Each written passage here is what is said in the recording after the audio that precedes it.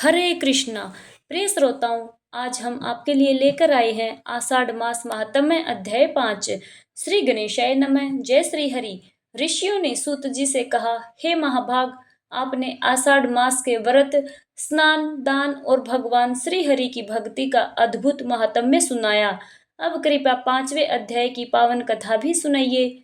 सूत जी बोले, हे मुनिवरों, अब मैं वह दिव्य प्रसंग सुनाता हूँ जिसके सुनने मात्र से पापों का नाश होता है और भगवान विष्णु की कृपा प्राप्त होती है। प्राचीन समय में एक नगर में एक निर्धन किंतु अत्यंत धर्मनिष्ठ ब्राह्मण रहता था। वह प्रतिदिन भगवान श्री हरि का स्मरण करता, सत्य बोलता और अपनी सामर्थ्य अनुसार दान पुण्य करता था। धन की कमी होने पर भी उसने कभी धर्म का मार्ग नहीं छोड़ा।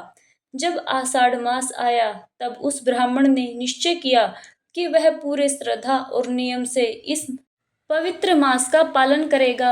वह प्रतिदिन प्रातःकाल ब्रह्म मुहूर्त में उठकर स्नान करता, भगवान श्री विष्णु की पूजा करता, तुलसी दल अर्पित करता, दीप जलाता और ओम नमो भगवते वासुदेवाय मंत्र का जप करता।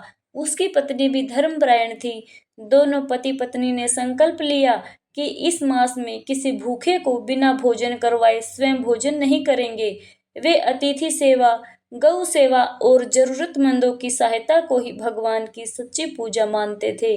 एक दिन भगवान श्री हरि ने उनकी भक्ति की परीक्षा लेने का विचार किया। वे एक वृद्ध ब्राह्मण का रूप धारण करके उनके घर पहुंचे। उस समय घर में केवल थोड़ा सा अन्न बचा था जिससे दोनों का भोजन बनना था। वृद्ध ब्राह्मण ने कहा, हे पुत्र, मैं कई दिनों से भूखा हूँ, यदि संभव हो तो मुझे भोजन करवा दो।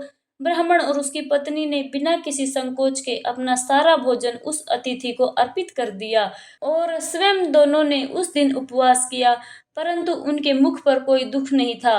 वे मन ही मन भगवान का नाम जपते रहे। वृद्ध ब्राह्मण उनके त्याग और श्रद्धा से अत्यंत प्रसन्न हुए।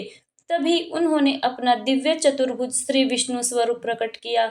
भगवान के दर्शन पाकर दोनों पति पत्नी भाव विभोर हो गए और उनके चरणों में गिर पड़े। भगवान श्री हरि ने कहा, हे भक्त जनों, तुमने निस्वार्थ भाव से अतिथि सेवा की है। जिसने आषाढ़ मास में श्रद्धा, दया, सेवा और भक्ति का पालन किया, उस पर मेरी विशेष कृपा सदैव बनी रहती है। भगवान ने उन्हें सुख, समृद्धि, उत्तम स्वास्थ्य और अंत में अपने परम धाम की प्राप्ति का वरदान दिया।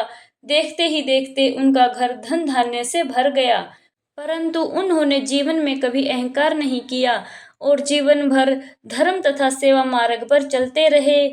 सूत जी बोले, हे ऋषि मुनियों, जो मनुष्य आषाढ़ मास में श्रद्धा पूर्वक भगवान श्री हरि विष्णु का पूजन करता है, व्रत, दान, जप, कीर्तन और सत्संग करता है तथा अतिथि एवं निर्धनों की सेवा करता है, उसके समस्त पाप नष्ट हो जाते हैं और अंत में उसे भगवान विष्णु के श्री चरणों में स्थान प्राप्त होता है।